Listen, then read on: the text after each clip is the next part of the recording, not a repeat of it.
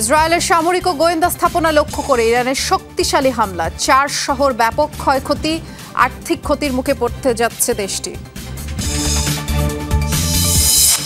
তেহরানে মার্কিন অভিযানে পরিকল্পনা অনুমোদন দিলেন ট্রাম্প। ইসরায়েলি আগ্রাসন বন্ধের দাবিতে হোয়াইট হাউসের সামনে শত শত মানুষের প্রতিবাদ, বিক্ষোভ।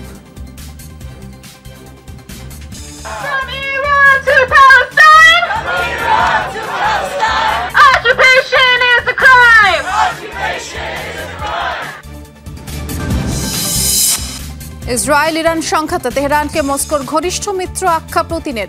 খামেনি প্রশাসনের পক্ষে থাকার ইঙ্গিত রুশ প্রেসিডেন্টের।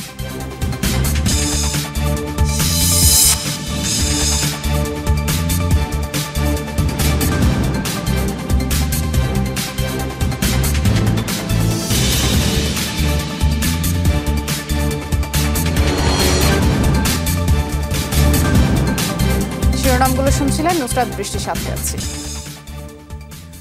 সংঘাতের এক সপ্তাহের মাথায় ইসরায়েল জুড়ে বড়সড় হামলা চালিয়েছে ইরান। রাজধানী তেল আবিব সহ ইসরায়েলের 4 স্থানে ক্ষেপণাস্ত্র হামলা চালায় তেহরান।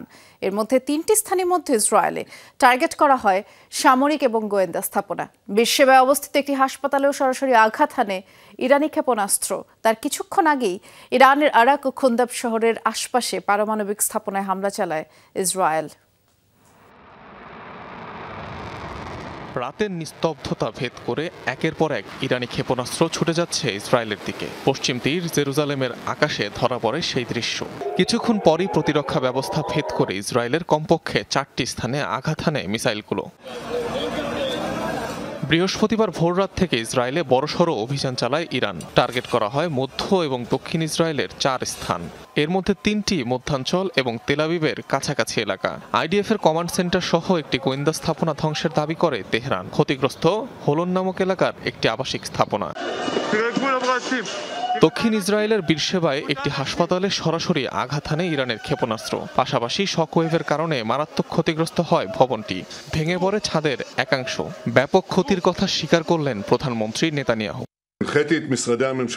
আমরা অনেক ক্ষতির সম্মুখীন হচ্ছি, বেদনাদায়ক ক্ষতি, কিন্তু আমাদের বাহিনী শক্তিশালী, জনগণ শক্তিশালী। রাষ্ট্র হিসেবে ইসরায়েল আগের চেয়েও বেশি শক্তিশালী। মন্ত্রণালয়গুলোকে নির্দেশ দিয়েছি যাতে ক্ষতিগ্রস্ত সকলকে সহায়তা দেয়। এর কিছুক্ষণ আগেই ইরানের আরাক এবং খন্দাব শহরের আশপাশের এলাকায় হামলা চালায় আইডিএফ, যেখানে তেহরানের ভারী জল পারমাণবিক রিঅ্যাক্টর অবস্থিত। অঞ্চলগুলো খালি করার নির্দেশনার কয়েক ঘন্টার মধ্যেই সেখানে বিমান হামলা চালায় নেতানিয়াহু বাহিনী। এছাড়াও রাতভর ইরানের ইস্পাহান, সিরাজ, কেরমানশাহ প্রদেশের একাধিক স্থানে অভিযান চালায় ইসরায়েল। রাজধানীর পুলিশ হেডকোয়ার্টার্স ধ্বংসের দাবি আইডিএফের। রেড ক্রিসেন্ট সোসাইটির হেডকোয়ার্টার্সেও চলে হামলা। বিস্ফোরণের আওয়াজ পাওয়া গেছে কারাচ শহর ও কাছাকাছি বিমানবন্দরে। অনিক রহমান, যমুনা নিউজ। ইসরায়েলের চলমান অপারেশন রাইজিং লায়নে এ পর্যন্ত 639 জন নিহত হয়েছে, আহত 1320 জনের বেশি। বুধবার এই তথ্য প্রকাশ করেছে ওয়াশিংটন ভিত্তিক সংস্থা হিউম্যান রাইটস অ্যাক্টিভিস্টস। আর জানিয়েছে নিহতদের মধ্যে 263 জন বেসামরিক নাগরিক, 154 জন নিরাপত্তা বাহিনীর সদস্য, আর বাকিদের পরিচয় নিশ্চিত করা যায়নি। ইরানের স্থানীয় গণমাধ্যমের তথ্য এবং নিজস্ব নেটওয়ার্কের মাধ্যমে হতাহতের সংখ্যা যাচাই করা হয়েছে বলে জানিয়েছে সংস্থাটি। ইসরায়েলের সাথে 7 দিন ধরে চলমান সংঘাতে হতাহতের বিষয়ে নিয়মিত হালনাগাদ তথ্য প্রকাশ করছে না ইরান। সবশেষ 224 জনের মৃত্যু, 1277 জন আহতের খবর তারা জানিয়েছে। এদিকে ইসরায়েলের জন্য ড্রোন তৈরির অভিযোগে 18 নাগরিককে আটক করেছে ইরান। তাদের সবাইকে উত্তর পূর্বাঞ্চলীয় মাশহাদ শহর থেকে আটক করা হয়েছে। আইআরজিসির এক বিবৃতির বরাতে এই বিষয়টি জানিয়েছে দেশটির গণমাধ্যম ইরান ইন্টারন্যাশনাল। আটককৃতদের বিরুদ্ধে ইসরায়েলের জন্য ড্রোনের নকশা তৈরি, উৎপাদনের অভিযোগ এনেছে আইআরজিসি। স্থানীয় ওয়ার্কশপের আড়ালে তারা নজরদারি এবং আত্মঘাতী ড্রোন তৈরি করছিল বলেও জানায় গণমাধ্যমটি। তেল আবিবের সাথে সংঘাত শুরুর পর বেশ কয়েকজন মোসাদ এজেন্টকে আটক করে ইরানি কর্তৃপক্ষ। ইরানের সঙ্গে সংঘাতের জেরে ব্যাপক আর্থিক ক্ষতির মুখে পড়তে যাচ্ছে ইসরায়েল। একদিকে অভিযান পরিচালনা, অন্যদিকে তেহরানের হামলা ঠেকানো। প্রতিদিন শত শত মিসাইল ব্যবহার করতে হচ্ছে। এতে করে দৈনিক গড়ে প্রায় $1 বিলিয়ন ব্যয় করতে হচ্ছে তেল আবিবকে। এর বাইরেও বিভিন্ন বেসামরিক স্থাপনায় ক্ষয়ক্ষতির জেরেও গুনতে হচ্ছে ব্যাপক আর্থিক লোকসান। এই যুদ্ধ ঘিরে অস্থিতিশীলতার কারণে বাণিজ্য ক্ষতিগ্রস্ত হচ্ছে, যার প্রভাবে টালমাটাল হয়ে পড়ছে দেশটির সার্বিক অর্থনীতি। 2023 সালে 7 অক্টোবরের পর থেকেই বিভিন্ন ফ্রন্টে যুদ্ধ করছে ইসরায়েল। গাজায় 1 বছর 8 মাস ধরে চলা আগ্রাসন, হিজবুল্লাহকে থামাতে লেবাননে চালানো বর্বরতা কিংবা সিরিয়া ইয়েমেনে অভিযান, হাজার হাজার মিসাইল গোলাবারুদ খরচ করেছে তেল আবিব। এবার নতুন করে সংঘাতে জড়িয়েছে ইরানের সাথে। গত 7 দিন ধরে চলছে লাগাতার হামলা। গাজায় কোনো বাধা ছাড়াই নৃশংসতা চালালেও ইরানের তরফ থেকে মিলছে শক্তিশালী পাল্টা জবাব। ফলে প্রতিদিনই যুদ্ধ চালিয়ে যেতে ব্যয় করতে হচ্ছে বিপুল অর্থ। ইসরায়েলের প্রতিরক্ষা মন্ত্রণালয়ের বাজেট বিভাগের সাবেক কর্মকর্তা ব্রিগেডিয়ার জেনারেল রিম আমিনাখের বরাতে দেশটির সংবাদ মাধ্যম ওয়াইনেট নিউজ দাবি করেছে, ইরানের বিরুদ্ধে চলমান সংঘাতে কেবল সামরিক খাতেই প্রতিদিন গড়ে 3.25 বিলিয়ন শেকেল বা $1 বিলিয়ন ব্যয় করতে হচ্ছে ইসরায়েলকে। সংঘাতের প্রথম 2 দিনের খরচ বিবেচনায় এই ব্যয় অনুমান করা হয়েছে বলে জানানো হয় ওই প্রতিবেদনে।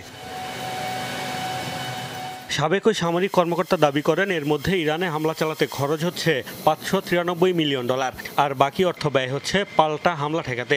এমনিতেও বেশ ব্যয়বহুল ইসরায়েলের আকাশ প্রতিরক্ষা ব্যবস্থা। ইরানের প্রতিটি ক্ষেপণাস্ত্র ধ্বংসে তাদের অ্যারো সিস্টেমে খরচ হয় $3 থেকে $4 মিলিয়ন। এছাড়াও ইরানের মিসাইলের আঘাতে ব্যাপক ক্ষয়ক্ষতির মুখে পড়তে হচ্ছে ইসরায়েলকে। এরই মধ্যে ধ্বংস হয়েছে অনেক সামরিক ও বেসামরিক স্থাপনা। পাশাপাশি চলমান অস্থিতিশীলতার কারণে ক্ষতিগ্রস্ত হচ্ছে অভ্যন্তরীণ ও বৈশ্বিক বাণিজ্য। এসব ক্ষয়ক্ষতির হিসাব আমলে নিলে মোট ব্যয় বাড়বে আরও কয়েক গুণ। বিশ্লেষকরা বলছেন, সংঘাত দীর্ঘায়িত হলে ব্যাপক আর্থিক ক্ষতির মুখে পড়তে হবে ইসরায়েলকে। এমনিতেই গাজাসহ বিভিন্ন স্থানে গত প্রায় 21 মাস ধরে আগ্রাসন চালিয়ে ইসরায়েলের কোটি কোটি ডলার খরচ হয়েছে।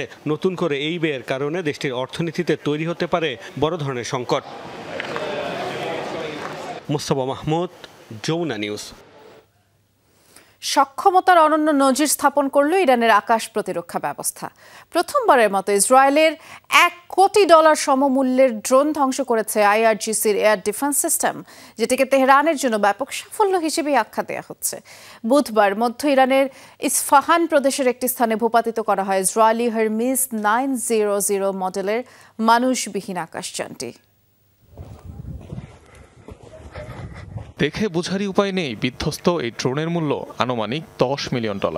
ইরানের আকাশ প্রতিরক্ষা ব্যবস্থার কাছে হার মেনে এভাবেই মাটিতে আছড়ে পড়ে মূল্যবান হারমিস 900 মডেলের চালকবিহীন যুদ্ধযানটি। ইসরায়েলের অত্যাধুনিক অ্যাটাক ড্রোন হারমিস 900 লক্ষ্য করে চালানো হামলার ভিডিও প্রকাশ করেছে ইরানি কর্তৃপক্ষ। দাবি, নজরদারি করতে ইরানের আকাশসীমায় পৌঁছানোর পরপরই ভূপাতিত করা হয় আকাশযানটিকে। ব্যবহার করা হয় surface two air type missile. ইরানের প্রতিরোধে ড্রোন হারানোর কথা স্বীকারও করেছে IDF। জানিয়েছে, ভূপাতিত হলেও নেই তথ্য ফাঁস হওয়ার কোনো ভয়। তবে এ ধরনের গুরুত্বপূর্ণ সামরিক যান প্রতিপক্ষের হাতে গেলে নকশাসহ গুরুত্বপূর্ণ তথ্য পাচার হওয়ার সম্ভাবনা থাকে। ইসরায়েলি প্রতিষ্ঠান ইলবিট সিস্টেমসের তৈরি একটি নজরদারি ড্রোন হারমিস 900, যার সাহায্যে খুব সহজেই শত্রুপক্ষের গোয়েন্দা তথ্য সংগ্রহ করা যায়। বিশ্বে সবচেয়ে বেশি ব্যবহৃত সামরিক ড্রোনগুলোরও একটি হারমিস 900। অন্যদিকে বাভার 373-এর মতো উন্নত আকাশ প্রতিরক্ষা ব্যবস্থা রয়েছে ইরানের সমর ভাণ্ডারে। অনিক রহমান, যমুনা নিউজ। ইরানে যুক্তরাষ্ট্রের হামলা পরিকল্পনায় অনুমোদন দিয়েছেন মার্কিন প্রেসিডেন্ট ডোনাল্ড ট্রাম্প, কিন্তু এখনই চূড়ান্ত যে নির্দেশ সেটি আসছে না। গোপন সূত্রের বরাতে তথ্যটি জানিয়েছে মার্কিন সংবাদ মাধ্যম দি ওয়াল জার্নাল স্ট্রিট। বলা হয়েছে যে মঙ্গলবার সিদ্ধান্তের বিষয়ে শীর্ষ কর্মকর্তাদের অবগত করেন ট্রাম্প। ইরান তাদের পারমাণবিক কর্মসূচি থেকে বেরিয়ে আসে কিনা তা শেষ পর্যন্ত দেখতেই ডোনাল্ড ট্রাম্প অপেক্ষা করছেন। প্রতিবেদনে আরও বলা হয়েছে, সম্ভাব্য হামলার মূল টার্গেট হিসেবে রয়েছে ইরানের অতি সুরক্ষিত ফোর্দো পারমাণবিক কেন্দ্র। এর আগে মধ্যপ্রাচ্যে সেনা উপস্থিতি বাড়ানোর ঘোষণা দেয় যুক্তরাষ্ট্র। এরই ধারাবাহিকতায় রওনা হয়েছে বিমানবাহী রণতরী USS নিমেটস।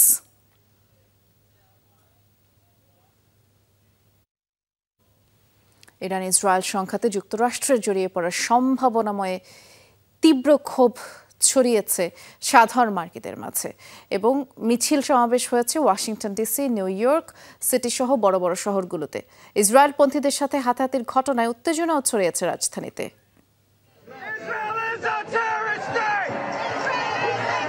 হোয়াইট হাউসের সামনে ট্রাম্প বিরোধী প্রতিবাদ। ইরান ইসরায়েল সংঘাত ঘিরে যুক্তরাষ্ট্রের নানা তৎপরতায় ক্ষুব্ধ সাধারণ মার্কিনীরা। ইরান ও ফিলিস্তিনের পতাকা উড়িয়ে সমাবেশে যোগ দেন অনেকে। ইসরায়েলকে সহায়তায় ট্রাম্প প্রশাসনের লাখ লাখ ডলার অর্থখরচার প্রতিবাদ জানান তারা। আগ্রাসনের পক্ষে সরকারের লাগাতার সমর্থনের বিরুদ্ধেও ঝাড়েন ক্ষোভ।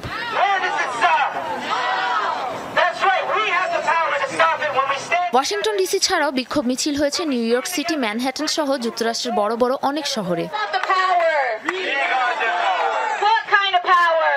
বিক্ষোভ ঘিরে বিশৃঙ্খলাও দেখা গেছে রাজধানীতে। ইসরায়েলপন্থীদের একটি দলও মিছিলে যোগ দিলে আন্দোলনকারীদের মধ্যে শুরু হয় বিবাদ মারামারি। নিরাপত্তা বাহিনীর সহায়তায় নিয়ন্ত্রণে আসে পরিস্থিতি। Sabrina Nusrat, Jamuna news. Israel Iran সংঘাত যত বাড়ছে, রাশিয়ার অবস্থান নিয়ে আলোচনা চলছে। সেন্ট পিটার্সবার্গে সাংবাদিকদের সাথে আলোচনায় রুশ প্রেসিডেন্ট স্পষ্ট জানালেন মস্কোর ঘনিষ্ঠ বন্ধু তেহরান আর মিত্রের শান্তিপূর্ণ পারমাণবিক যে কর্মসূচি তার প্রতি ভ্লাদিমির পুতিন সমর্থনও জানিয়েছেন তার দ্ব্যর্থহীন কণ্ঠে। ইরানের ক্ষমতাসীন প্রশাসনের পক্ষে আছেন তিনি, প্রচ্ছন্নভাবে সে ইঙ্গিত দিয়েছেন। আর ইসরায়েলের বিরুদ্ধে যুদ্ধে দেশটিকে সামরিক সহায়তা দেবেন কিনা এমন প্রশ্নের জবাবে বলেন এখনও সহায়তা চায়নি তেহরান। বিভিন্ন আন্তর্জাতিক গণমাধ্যমের সাংবাদিকদের সাথে গোলটেবিল আলোচনায় রুশ প্রেসিডেন্ট ভ্লাদিমির পুতিন জবাব দিয়েছেন বর্তমান বৈশ্বিক পরিস্থিতি নিয়ে সাংবাদিকদের একের পর এক প্রশ্নের, যার বড় অংশ জুড়ে ছিল চলমান ইসরায়েল ইরান সংঘাত প্রসঙ্গ। ইরানের সাথে রাশিয়ার গভীর বন্ধুত্ব রয়েছে বলে জানান পুতিন। ইসরায়েলের বিরুদ্ধে যুদ্ধে মিত্রকে অস্ত্র সহায়তা দেবেন কিনা এমন প্রশ্ন করা হয় তাকে। মনে করিয়ে দেয়া হয় গত জানুয়ারিতে হওয়া দুই দেশের কৌশলগত অংশীদারিত্ব চুক্তি প্রসঙ্গ, যার খোলামেলা ব্যাখ্যা দেন পুতিন। আমাদের প্রস্তাব ছিল একটি আকাশ প্রতিরক্ষা বলয় তৈরি, নির্দিষ্ট কোনো অস্ত্র বা ব্যবস্থা সরবরাহ করা নয়। এই ইস্যুতে তারা ততটা আগ্রহ প্রকাশ করেনি। আমাদের বিশেষজ্ঞরা বুশেরে কাজ করছেন, পাশাপাশি বাণিজ্যিক সফরেও রয়েছেন অনেকে। সব মিলিয়ে সংখ্যাটি 600 জন হবে এবং তারা দেশটি ত্যাগ করছে না। এটা কি সহায়তা নয়? যুক্তরাষ্ট্রের সহায়তায় ইসরায়েল যদি ইরানের সর্বোচ্চ নেতা আয়াতুল্লাহ আলী খামেনিকে হত্যা করে, তবে তার প্রতিক্রিয়া কি হবে? জবাবে পুতিন বলেন এমন সম্ভাবনা নিয়ে আলোচনাতেই রাজি নন তিনি। আমার মনে হয় এই প্রশ্নের সবচেয়ে সঠিক উত্তরটি হলো এমন সম্ভাবনা নিয়ে কথাও বলতে চাই না আমি। চলমান সংকটের জেরে ইরানে ক্ষমতা বদলের সম্ভাবনা নিয়েও জানতে চাওয়া হয় তার কাছে। সরাসরি উত্তর না দিয়ে বলেন ইসলামিক রিপাবলিকের নেতাদের ঘিরেই ইরানের সমাজ ব্যবস্থা। যুক্তরাষ্ট্র এই যুদ্ধে জড়িয়ে পড়বে কিনা এমন ইস্যুতে বলেন সব পক্ষেরই উচিত শত্রুতা শেষ করার বিষয়ে ভাবা। ইরানের পারমাণবিক কর্মসূচির পক্ষে অবস্থানের কথাও জানান পুতিন। ইসরায়েলের প্রধানমন্ত্রী এবং মার্কিন প্রেসিডেন্ট দুজনের সাথে আমার যোগাযোগ রয়েছে। আমার মনে হয় শত্রুতা শেষ করে একটি চুক্তির পথ খোঁজাই সবার জন্য মঙ্গলজনক হবে। এমন পদক্ষেপ অবশ্যই সম্ভব যা ইরানের শান্তিপূর্ণ পরমাণু কর্মসূচির অধিকার নিশ্চিত করবে, আবার একই সাথে ইসরায়েলের নিরাপত্তা উদ্বেগও দূর করবে। ইরান ইসরায়েল চলমান সংঘাত বন্ধে রাশিয়া মধ্যস্থতায় প্রস্তুত বলেও জানান পুতিন। বলেন এরই মধ্যে তাদের পরিকল্পনা নিয়ে আলোচনা করেছেন তেহরান, তেল আবিব ও ওয়াশিংটনের সাথে। ডরথি স্ট্রিন, যমুনা নিউজ। যুক্তরাষ্ট্রের সাথে কোনো আপোষ নয়, ইরানের সর্বোচ্চ নেতা আয়াতুল্লাহ আলী খামেনির এই ঘোষণায় উল্লাসে ফেটে পড়েন নাগরিকরা। ইরানের জাতীয় পতাকা হাতে তেহরানের সড়কে হয় বিশাল শোডাউন। বুধবার রাতে রাজধানী তেহরান সহ অন্যান্য স্থানে গাড়ির বহর নিয়ে বের হয় উচ্ছ্বসিত ইরানিরা। মোটরসাইকেল, পিকআপ কিংবা গাড়িতে চড়ে পুরো শহর তারা প্রদক্ষিণ করেন। আনন্দ স্লোগানে মুখরিত হয় পুরো রাজপথ। কোনো দেশের কাছে আত্মসমর্পণ না করে যুদ্ধ চালিয়ে যাওয়ার ঘোষণা দিয়েছেন আয়াতুল্লাহ আলী খামেনি। সর্বোচ্চ নেতার ঘোষণায় পুরো ইরানে গণজোয়ার নেমে এসেছে। জাতীয়তাবাদী চেতনায় যেন নতুন করে জেগে উঠেছেন ইরানিরা।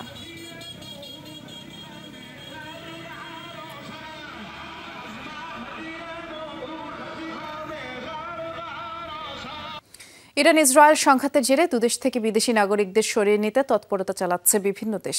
এরই মাঝে তেহরানে আটকে পড়া নাগরিকদের উদ্ধারে অপারেশন সিন্ধু পরিচালনা করছে ভারত। ইরান পাকিস্তান সীমান্ত পথে দেশে ফেরানো হচ্ছে পাকিস্তানি নাগরিকদেরও, আর সীমান্ত দিয়ে ইরান ছাড়ছেন অনেক স্থানীয় নাগরিকও।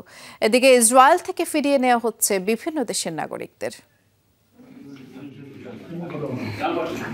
ইরান থেকে বিদেশিদের নিরাপদে সরিয়ে নিতে সীমান্ত খুলে দিয়েছে আজারবাইজান। অনেক ইরানিও তুরস্ক সহ বিভিন্ন সীমান্তে ভিড় করছেন। পুরো প্রক্রিয়া অনেক গোছানোভাবে হচ্ছে, কাগজপত্র নিয়ে কোনো ঝামেলা হচ্ছে না।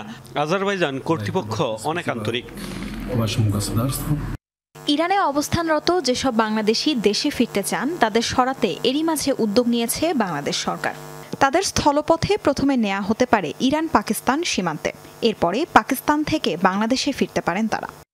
আনুমানিক 400-র মতো বাংলাদেশি ছিল এবং আমাদের কাছে আপডেটেড ইনফরমেশন 100 জনের মতো আছে যারা আমাদের সাথে যোগাযোগ করেছে। এই সংখ্যা তো সামনে আরো বাড়বে, যেহেতু আমরা হটলাইন চালু করেছি। এদিকে সংঘাতের জেরে বন্ধ রয়েছে ইরান পাকিস্তান পাঞ্চকুর সীমান্ত। তবে আটকে পড়া পাকিস্তানিদের উদ্ধারে খোলা রাখা হয়েছে তাফতান বর্ডার। এরই মধ্যে 214 পাকিস্তানি শিক্ষার্থীকে পাকিস্তানে নিয়ে আসা হয়েছে বলে জানিয়েছে প্রশাসন। ইরানের জাহিয়ান বিশ্ববিদ্যালয়ে পড়াশোনার জন্য এসেছিলাম। পাকিস্তান সরকার আমাদের নিরাপদে ফিরিয়ে নেয়ার সব ব্যবস্থা করেছে। তেহরানে আটকে পড়া ভারতীয়দের উদ্ধারে অপারেশন সিন্ধু নামে অভিযান শুরু করেছে ভারত। আর্মেনিয়া থেকে বিশেষ ফ্লাইটে দিল্লি পৌঁছেছেন 110 ভারতীয় শিক্ষার্থী। দেশে ফিরতে পেরে স্বস্তি পেয়েছি। ইরানের পরিস্থিতি খুবই ভয়াবহ। আমরা প্রতি রাতে ইসরায়েল থেকে মিসাইল হামলার দৃশ্য দেখেছি। শুধু ইরানই নয়, চলমান উত্তেজনায় ইসরায়েল থেকেও বিদেশি নাগরিকদের সরিয়ে নেয়ার উদ্যোগ নিয়েছে বিভিন্ন দেশ। এরই মধ্যে নিজ নিজ দেশের নাগরিকদের ফিরিয়ে নিয়েছে সাইপ্রাস ও পোল্যান্ড। অন্যান্যরাও চালাচ্ছে তৎপরতা। এদিকে স্থানীয় ইসরায়েলিদের দেশ থেকে নিষেধাজ্ঞা দিয়েছে তেল আবিব সরকার। তাসরিয়ান সোবহান, যমুনা নিউজ। এদিকে স্থানীয় ইসরায়েলিদের দেশ থেকে নিষেধাজ্ঞা দিয়েছে তেল আবিব সরকার। Tasrian Sobhan, Jamuna News. Tel Aviv, Tehran চলমান উত্তেজনার মধ্যে ইরানের সর্বোচ্চ ধর্মীয় নেতা আয়াতুল্লাহ আলী খামেনির বিরুদ্ধে অবস্থান নিলেন তার নির্বাসিত ভাগ্নে মাহমুদ মোরাদ খানি। ইসরায়েলের আগ্রাসী হামলার জেরে শুরু হওয়া সংঘাতের জন্য ইরানকেই তিনি দায়ী করেছেন। তার দাবি, খামেনি প্রশাসন ইসরায়েলকে ক্রমাগত হুমকি দিয়ে এই পরিস্থিতি তৈরি করেছে। ফ্রান্সে বসবাসরত মোরাদ খানির দাবি, খামেনির পতন হলে সাধারণ ইরানিরা খুশি হবে।